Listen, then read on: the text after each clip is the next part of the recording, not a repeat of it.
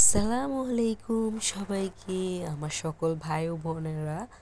আপনারা সবাই কেমন আছেন?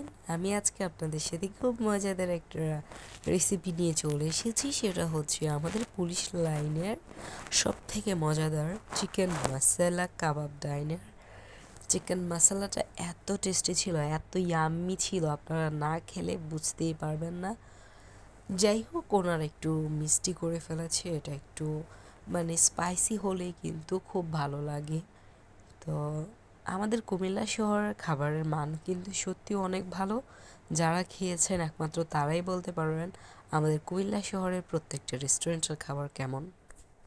তো অনেক দিন যাবৎ আমাদের স্পাইসি টাইপের কিছু খেতে ইচ্ছে করতেছিল, তাই আজকে আমরা এখানে নিয়ে নিয়েছি চিকেন মশলা। চিকেন মশলার সাথে যদি হয় নান রুটির সাথে কিন্তু আর কিছুই লাগে না।